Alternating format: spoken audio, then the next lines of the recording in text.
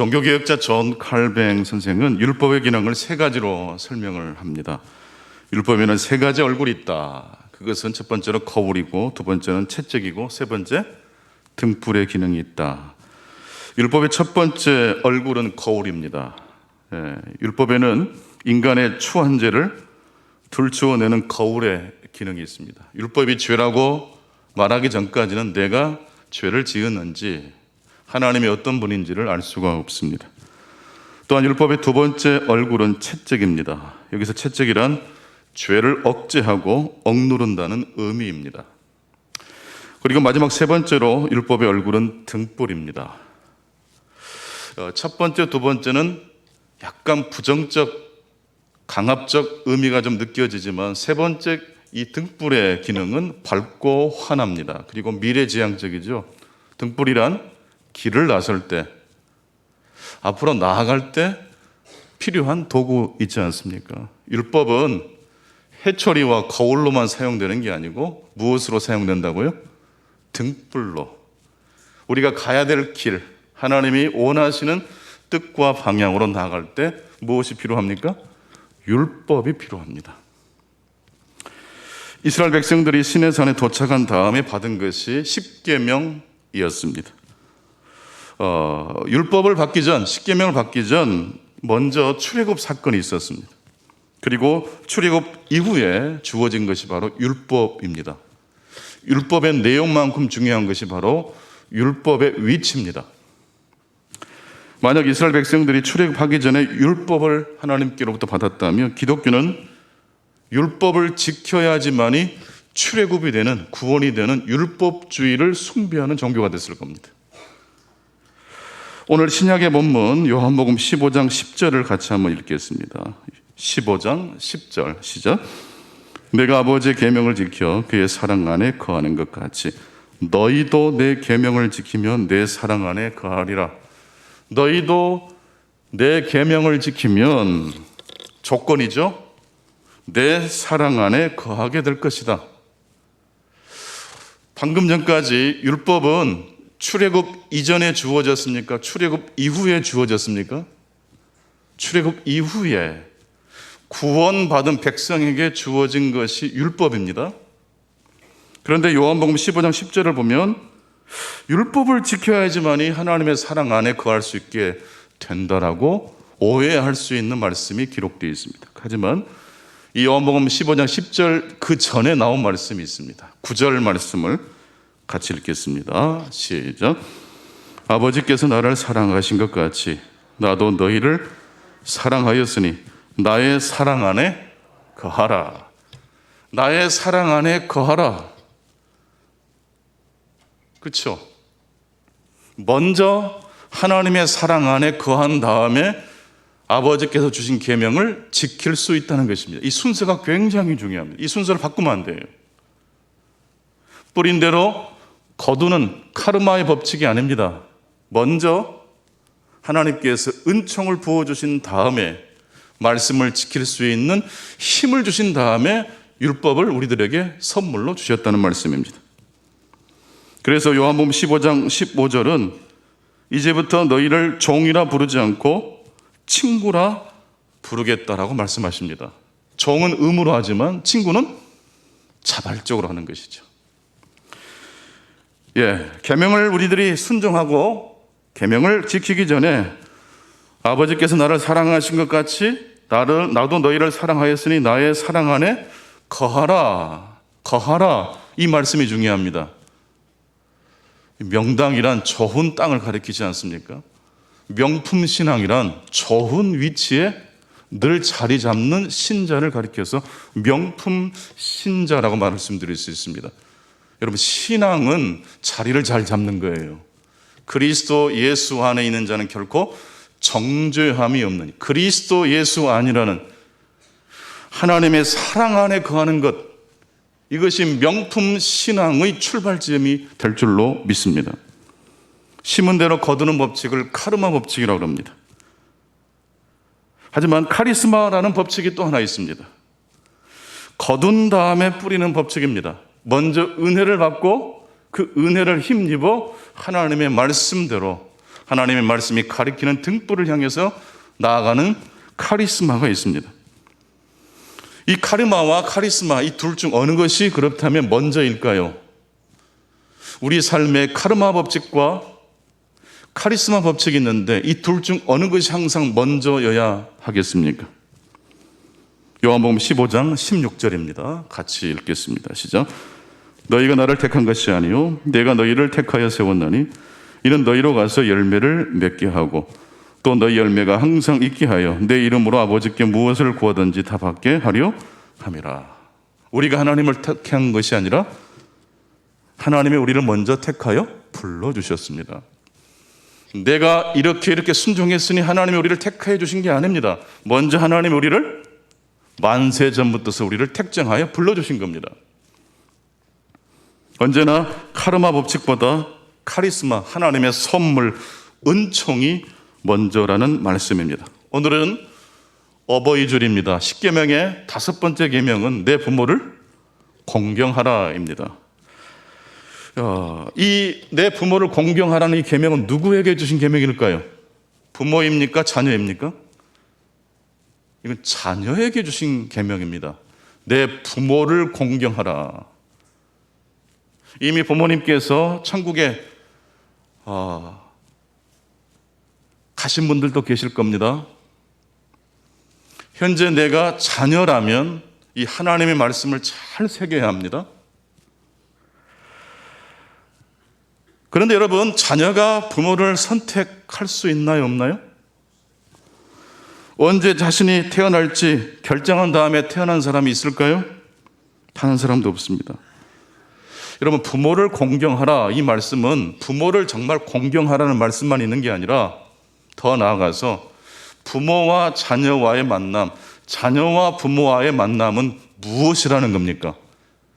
카르마라는 것입니까? 카리스마라는 것입니까? 카리스마입니다. 그래서 부모를 공경하라, 이 말은 하나님의 선물, 하나님의 은총을 공경하라라는 말씀으로 확대 해석할 수가 있습니다. 인생의 출발은 언제나 하나님의 은총으로 시작됩니다. 내 부모를 공경하라는 말씀은 인과관계를 뛰어넘는, 카르마 법칙을 뛰어넘는 하나님의 은총의 법칙을 공경하라라는 말씀으로 이해할 수가 있습니다. 인간은 비어있는 상태를 못 견뎌야 합니다. 배가 고프면 닥치는 대로 이 빈 속을 채워 넣어야 됩니다. 밥이 없으면 뭐라도 끓여서 먹어야 되죠. 라면이라도 끓여서 먹어야 됩니다. 빈 공간을 채우지 않고서는 견딜 수 없습니다. 지금 예배당 이 공간에도 지금 무엇으로 가득 차 있을까요? 공기로 가득 차 있습니다. 여러분, 영적으로 갈급하고 배고플 때는 하나님의 말씀을 찾아 사슴이 시냇물을, 샘의 근원을 찾듯이 말라버린 그 시냇물 바닥을 막 긁어내듯이 인생의 복의 근원이신 하나님을 향하여 사슴이 헐떡거리듯이 우리들이 예배하는 자리로 나온 것입니다. 배가 고프면 밥을 먹어야 합니다. 빈 공백을 우리는 채워야 합니다. 어떤 일을 성공한 다음에는 빈 공간이 생길까요? 생기지 않을까요? 실패한 사람만 공허에 이 빈 공간이 생기는 것이 아니랍니다. 성공한 사람에게도 무엇이 생겨요? 빈 공간이, 공허감이 밀려온대요. 높은 자리에 목표를 잡고 올라갔는데 막상 그 자리에 도달해 보니까 허무해요. 성공한 사람들이 제일로 갈급해하는 것이 인정받는 것이랍니다. 칭찬에 목말라 있다고 합니다. 남에게 어떤 좋은 일을, 봉사를 통해서 기여를 했다 하십시다. 그럴 때도 우리 마음의 심리적 공간에는 뭐가 생겨요? 빈 공간이 생겨요. 결과가 좋지 않을 때도 역시 빈 공간이 생깁니다. 그래서 우리는 어떤 일이 목표를 이루지 못했을 때 쉽게 누구를 탓하거나 내 자신을 원망할 수 있습니다. 그렇게 해서라도 빈 공간을, 공허한 마음을 채우고자 합니다. 여러분, 내 부모를 공경하라. 하나님의 선물로 우리 인생들이 출발한다는 사실을 기억하라. 이 세상에는 카르마 법칙 외에 하나님의 선물과 은총의 법칙인 카리스마의 법칙이 있다는 이야기를 말씀하십니다. 어떻게 하면 우리 삶에 하나님의 선물, 은총이 우리의 빈 공간에 들어오도록 할 수 있을까요? 나는 여러분의 인생의 성공과 슬픔의 자리가 만들어낸 빈 공백의 자리에 하나님의 카리스마, 하나님의 은총이 들어가실 수 있기를 축복합니다. 여러분, 실패한 사람만 하나님이 필요한 게 아니에요. 성공한 사람도 누가 필요해요? 하나님이 필요해요. 성공한 사람은 늘 만족하면서 사는 줄 알았어요. 그게 아니에요. 허무하고 외롭고 쓸쓸하고 빈 공간이 생긴대요. 중요한 것은 그 빈 공간에 생길 때 하나님의 은총이 들어가도록 하려면 어떻게 해야 한다는 것이냐라는 것입니다. 어떻게 해야 될까요? 따라서 합시다. 빈 공간을 빈 공간으로 내버려 두자. 그래야 하나님의 은총이 그 공간에 들어오시기 때문입니다.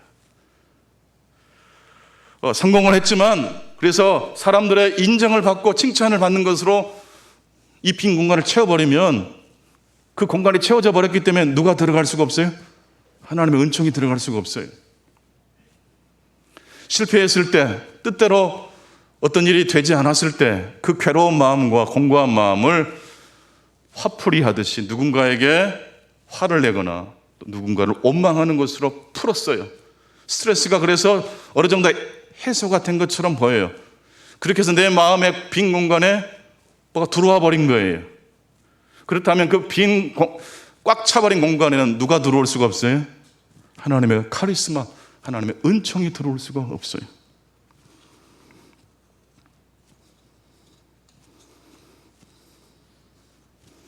원망하고 싶을 때, 자랑하고 싶을 때 일단 멈춰서 하나님의 은총의 선물이 우리의 빈 공간에 들어올 수 있도록 기다리고 인내하고 하나님의 카리스마의 법칙을 공경하시고 존중하시는 저와 여러분 되실 수 있기를 축원합니다. 내가 뿌리지 않았는데 거두는 일이 분명히 우리의 삶에도 일어납니다. 이스라엘 백성들이 광야 생활할 때 굶지 않았던 이유, 하나님의 매일매일 만나를 내려주셨기 때문입니다. 만나의 뜻은 잘 아시다시피 이게 뭐니라는 뜻입니다. 이게 뭐니? 내가 심지도 않았는데 매일매일 나를 먹여주시고 굶지 않도록 내 빈 공간을 채워주시는 하나님의 은혜가 너무 놀라워서 따라서 합시다. 이게 뭐니? 감동의 언어예요. 감탄의 언어예요. 이게 뭐니? 이게 뭔가? 은혜 받았을 때 우리도 모르게 아멘 할렐루야 하듯이 이스라엘 백성들이 만나, 이게 뭐니? 나는 뿌리지 않았는데 하나님의 은총의 선물이 내 빈 공간에 찾아오다니 깜짝 놀란 거예요. 어거스틴이 그런 말을 했습니다. 하나님은 신자의 빈손을 보고 그 빈손을 채워주신다. 불평으로 채우거나 교만으로 채워버리면 하나님의 카리스마 은총이 들어올 수가 없어요. 우리의 생각을 멈추고 어떤 편견도 없이 우리의 생각을 비워두는 단계가 첫 번째, 하나님을 영접하고 하나님의 은총의 선물을 맞이할 준비를 하는 첫 번째 단계입니다. 누가복음 5장에 보면 밤새도록 고기를 잡으려고 애를 썼지만 한 마리 고기도 잡지 못했던 베드로가 나옵니다.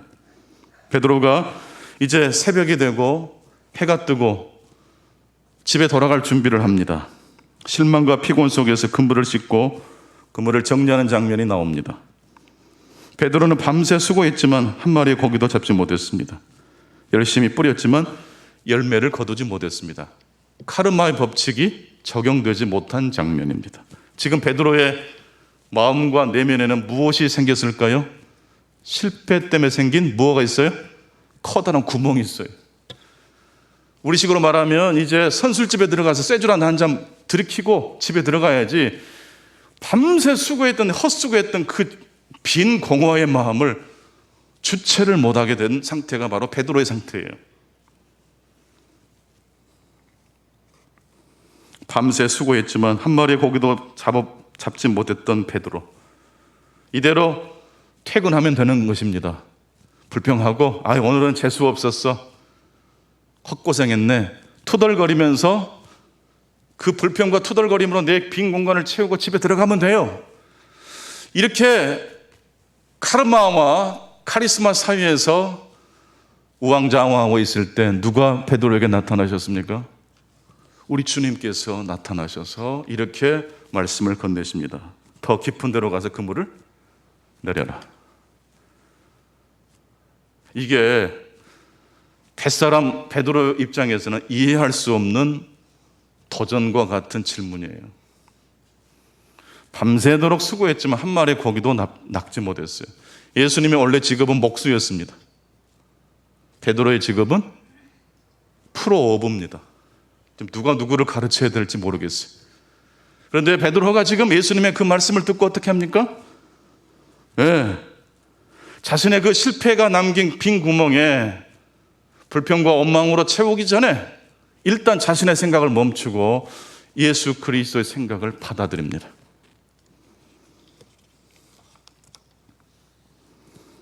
예수님의 말씀은 결코 이치에 맞는 말씀은 아니었습니다. 지난밤과 지금까지 베드로가 고기를 잡았던 그 수많은 세월을 생각해 본다면 베드로가 예수님의 이 도전 앞에 할 수 있는 대답은 딱 한 가지밖에 못합니다. 없습니다. 무슨 대답이요? 못합니다. 예수님, 제가 밤새도록, 제가 프로어부인데 이 지금 물때가 안 맞아서 고기 없습니다. 헛수고입니다. 그런데 더더구나 깊은 데에 가서 그물을 내리라고 하는 것은 말이 안 됩니다. 솔직히 당신의 직업은 목수지만 내 직업은 어부입니다. 그렇게 못합니다라고 대답을 하고 돌아서야 되는데 베드로는 엉뚱하게도 이렇게 대답을 합니다. 누가복음 5장 5절을 같이 보십니다. 말씀에 의지하여 내가 그물을 내리리이다. 말씀에 의지하여 내가 그물을 내리겠습니다. 그동안 내가 가지고 있었던 식견과 경험과 모든 경륜은 잠시 내려놓고 당신이 말씀하시는 것이 도저히 이해가 되지 않지만 당신의 말씀을 의지해서 내가 그물을 깊은 데 내리겠습니다. 지금도 저는 이게 궁금합니다.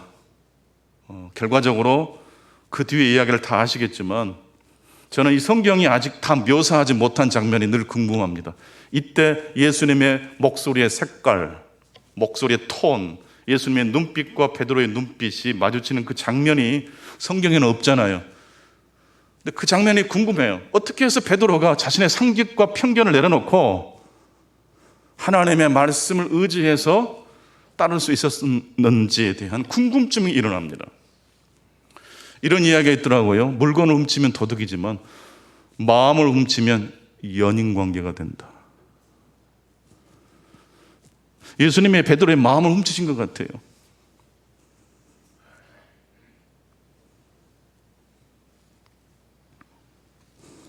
그렇게 했을 때 그물이 찢어질 정도로 많은 고기가 잡혔습니다. 도무지 일어날 수 없는 일이 일어났습니다. 불가능한 일이 베드로의 삶에 찾아온 것입니다. 이렇게 하나님의 기적이 함께 할 수 있었던 이유는 베드로가 실패 때문에 생긴 자신의 빈 구멍에 자신이 그 빈 공간을 채우지 않고 무엇이 들어오도록 자신의 생각을 멈췄던 것입니까? 하나님의 카리스마의 생각이 들어오도록 자신의 빈 공간을 자신이 채우지 않았다는 말씀입니다. 난 여러분의 성공을 통해 생긴 구멍이든지 실패를 통해서 생긴 구멍이든지 그 빈 구멍에 여러분 스스로가 그 공간을 채우지 않고 일단 내 생각을 내려놓고 하나님이 내 삶의 빈 공간에 찾아오실 수 있도록 주님이 오실 때까지 그 빈 공간을 빈 공간으로 두실 수 있는 저와 여러분 되시기를 축복합니다. 수많은 고기가 잡힌 것도 중요하지만 카르마의 법칙이 뒤집어지고 카리스마의 법칙이 자신의 현장, 자신의 삶의 자리에서 일어난 것을 보고 베드로가 깜짝 기절하게 되었습니다. 그래서 그는 자신의 생각이 틀이 깨어지는 순간 예수님 앞에 자신의 죄를 고백하고 엎드려 경배를 했습니다. 부모를 공경하라. 이게 사실은 카리스마를 공경하라는 말씀입니다. 지금 베드로가 카르마 앞에 무릎을 꿇은 것입니까? 카리스마, 하나님의 은총의 선물의 법칙 앞에 무릎을 꿇고 있습니까? 그렇습니다. 내 부모를 공경하라. 이 말씀은 하나님의 은총이 우리의 삶에 들어오도록 우리 삶의 빈 공간을 누구에게 내어드리자는 말씀입니까? 하나님께 내어드리자라는 말씀입니다. 부모를 공경하라. 이 말씀은 좀 더 확대 적용하면 하나님이 사람들 가운데 세우신 모든 권위 있는 자들에 대한 합당한 존경과 순종을 보이라는 말씀입니다. 하나님께서 이 세상을 통치하실 때 사용하시는 그 질서와 섭리를 어떻게 할 때 우리가 따를 수 있겠습니까? 하나님에 대한 철저한 신뢰가 없다면 깊은 데에 가서 그물을 내려라 라는 말씀을 자신의 삶의 공간에 들어오도록 할 수가 없는 거예요. 여러분, 여호와의 율법은 거울처럼 내 자신이 추한 연약한 모습을 비춰주고 잘못된 길로 갔을 때 채찍처럼 우리를 꾸지르하는 말씀을 넘어서 여호와 하나님의 율법 속에는 하나님의 등불이 있는 줄로 믿습니다. 오늘 구약의 말씀 예레미야 31장 34절에 보게 되면 새 언약을 이스라엘 백성과 하나님이 맺으세요. 근데 그 새 언약이 가동되는 그 엔진의 원동력의 근거에는 무엇이 있습니까? 이스라엘 백성들의 죄를 용서하시는 하나님의 사랑이 있습니다. 이스라엘 백성들이 회개했기 때문에 용서하신 게 아니에요. 하나님이 일방적으로 그들의 죄를 기억하지 않고 용서하시겠다는 말씀으로 시작됩니다. 카르마가 아닌 무엇입니까? 카리스마입니다. 잠자무시라는 그 미국의 영화 감독이 패터슨이라는 영화를 제작했습니다. 미국 뉴저지 패터슨이라는 작은 도시에서 버스를 운전하면서 살아가는 패터슨이라는 한 사람의 인물이 월요일부터 일요일, 주일까지 일주일 동안 어떤 삶을 살아가는지 평범한 일상을 보여주는 영화입니다. 이 패터슨은 버스를 운전하면서 틈틈이 시를 쓰는 사람입니다. 하지만 패터슨의 일상은 매우 단조롭습니다. 매일매일 반복되는 패터슨의 일과에는 특별할 것이 없습니다. 그런데 어느 날 아내가 간밤에 꾸었던 꿈 이야기를 해줍니다. 여보, 어젯밤 내 꿈에 쌍둥이가 나타났어. 그랬어? 근데 그날 운전하면서부터 거리를 지나가면서부터 누가 보였을까요? 쌍둥이가 보여요. 월요일부터 금요일까지 6번이나 쌍둥이를 만나요. 갑자기 쌍둥이가 없었는데 다른 마을에서 이주해 온 것일까요? 원래 쌍둥이가 있었는데 쌍둥이에 대한 생각을 하지 않아서 쌍둥이가 보이지 않았던 것일까요? 여러분, 하나님의 은총은 어디에나 있습니까? 있어야 할 곳에만 있습니까? 어디에다 했다고 생각하시는 분들만 아멘 해보십시다. 평범하게 짝이 없는 별 특별한 일이 없는 일상의 삶에도 하나님의 보물이 숨어 있다고 믿으시는 분들만 아멘 하십시다. 그걸 믿을 때 보이는 거예요.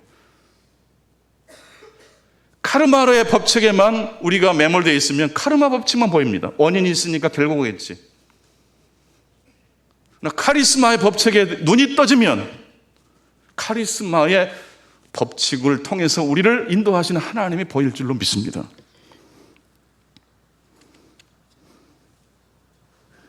영화에 계속해서 등장하는 이 쌍둥이의 상징적 의미가 있습니다. 여러분, 쌍둥이는 같은 사람입니까? 다른 사람입니까? 일란성 쌍둥이 너무 똑같이 생겼잖아요. 그래도 이 쌍둥이는 같은 사람입니까? 전혀 다른 사람입니까? 겉모습만 비슷할 뿐 엄연히 다른 사람입니다. 패터슨의 무료한 일상도 월요일과 화요일은 쌍둥이와 같이 비슷해 보이지만 전혀 다른 날일 수 있다는 것입니다. 이번 주일과 지난 주일은 비슷해 보이지만 같을까요? 다를까요? 다르다고 생각하시는 분들에게만 하나님의 선물이, 하나님의 은총이 쏟아질 줄로 믿습니다. 패터슨은 6시 10분이 좀 넘은 시간에 매일 기상을 하고 아내와 침대에서 이야기를 나눈 다음에 시리얼을 먹고 출근을 합니다. 버스를 운전하기 전에 메모지에다가 뭘 끄적거릴까요? 시 한 줄을 끄적거리다가 겨우 버스를 움직이고 하루 일과를 지내는데 늘 만나던 사람, 시시콜콜한 사람들이 버스 안에서 이야기하는 걸 듣다가 하루 일과를 마치면 퇴근해서 집에 돌아와 반려견 마빈과 함께 산책을 가고 동네 술집에 가서 맥주 한잔하면서 하루를 마무리 짓습니다. 그리고 잠자리에 들기 전 가장 소중한 일이 패터슨을 기다리고 있습니다. 그것은 일과 중간중간 짬을 내서 끄적거렸던 시를 마무리 짓는 일입니다. 시를 쓰는 시간만큼은 패터슨의 내면의 세계가 드러나는 시간입니다. 아주 스페셜한, 특별한 시간입니다. 여러분, 하나님 앞에 찬양하고 기도하고 예배할 때 우리의 내면의 특별한 갈망이 하나님 앞에 나아갈 줄로 믿습니다. 영화의 마지막 장면은 패터슨이 아내와 함께 데이트를 즐기고 집으로 돌아온 날 벌어진 하나의 사건이 그 영화의 마지막 장면입니다. 데이트를 마치고 돌아와 보니까 패터슨이 집에서 사랑스럽게 키우던 반려견 마빈이 이를 내버렸습니다. 패터슨의 분신과도 같은 시를 메모해 놓은 노트를 이 강아지 님께서 갈기갈기 찢어 놓으셨습니다. 그 전에 아내가 혹시 모르니까 복사해 놓으라고, 다른 곳에 옮겨 놓으라고 잔소리를 그렇게 했지만 패터슨은 이게 뭐 얼마나 중요하다고 라고 하면서 흘려듣고 지나갔어요. 막상 걔가 노트를 다 찢어버린 다음에 요 녀석입니다. 망연자실합니다. 어떻게 할 수가 없어요. 내 영혼이 삭제돼 버린 것처럼 너무 충격을 받은 거예요. 패터슨의 삶에 무엇이 생긴 거예요? 커다란 구멍이 생겼어요. 마음을 추스르기 위해서 근처 공원에 가서 우두커니 벤치에 앉아 일을 어떻게 해야 될 것인가 고민하고 있을 때 한 일본 시인이 패터슨 옆에 찾아오더니 말을 겁니다. 당신은 시인 아닙니까? 저는 아닙니다. 그러면서 시작된 대화가 시인들에 대한 이야기로 꽃을 피우더니 서로가 마음과 마음이 통하는 지점까지 생기게 됩니다. 공허했던 패터슨의 마음이 이 시인과 대화하는 도중에 따뜻한 빛이 그 자리를 대신 차지하고 들어온 겁니다. 대화를 이제 마무리 짓고 헤어지는 때에 일본 이 시인이 패터슨에게 노트를 한 권 건네줍니다. 선물로 당신에게 이 노트를 좀 드리고 싶다고. 여기다가 시를 쓰시면 좋겠다고. 이때 패터슨이 노트를 받자마자 빈 노트네요 라는 말을 자기도 모르게 합니다. 빈 노트네요 라는 말을 듣자마자 그 일본 사람 시인이 이런 말로 패터슨에게 말해줍니다. 아하, 감탄사를 터뜨리면서 때론 텅 빈 페이지가 가장 많은 가능성을 선사하는 법입니다. 지금 패터슨의 그 평생에 적어놓은 일기, 시 일기장을 누가 찢어버렸어요? 반려견 마빈이 다 찢어버리고 이제 아무것도 남아있지 않는데 일본에서 온 한 시인이 빈 노트를 건네면서 때로 텅 빈 페이지가, 빈 공간이 가장 많은 가능성을 시작할 수 있는 출발 지점에 있는다고 덕담을 던져준 거예요. 여러분, 하나님의 은총이, 하나님의 카리스마 법칙이 여러분의 삶에 함께 하시기를 축복합니다. 그러려면 여러분, 빈 공간을 확보하셔야 됩니다.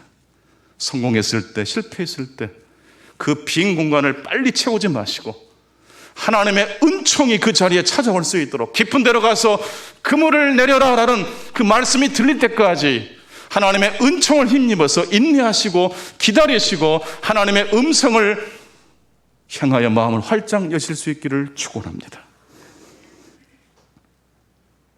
내 부모를 공경하라.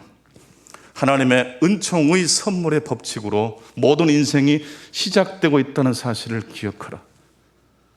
여러분, 한 부모를 공경하는 정도를 넘어서서 이 세상을 통치하시고 운영하시는 하나님의 은총의 법칙에 눈이 떠지실 수 있기를 바랍니다. 내가 채우는 그 노력은 역시 연약하고 부족하기 짝이 없습니다. 하나님이 채워주실 때 기가 막히게 아름다운 우리 인생이 펼쳐지게 될 줄로 믿습니다. 기도하겠습니다. 하나님 아버지, 어버이 주일을 맞이했습니다. 우리 부모님들을 위로하시고 우리도 한때 부모의 사랑으로 이 땅에 태어났고 여기까지 도달했습니다. 이 세상을 운영하시고 통치하신 하나님의 카르마 법칙을 뛰어넘는 카리스마의 법칙이 우리 부모님을 통해서 우리에게 전달되었고 우리를 통해서 우리 자녀들에게, 많은 이들에게 전달될 수 있도록 도와주시옵소서. 빈 공백을 이 세상의 세속적 이야기로 순식간에 채우지 않게 하시고 하나님의 말씀이, 하나님의 음성이 우리의 빈 공간에 채워질 수 있도록 인내하고 기다리고 하나님 앞에 영광을 돌리는 저희들 되게 해 주옵소서. 예수 그리스도 이름으로 기도하옵나이다. 아멘.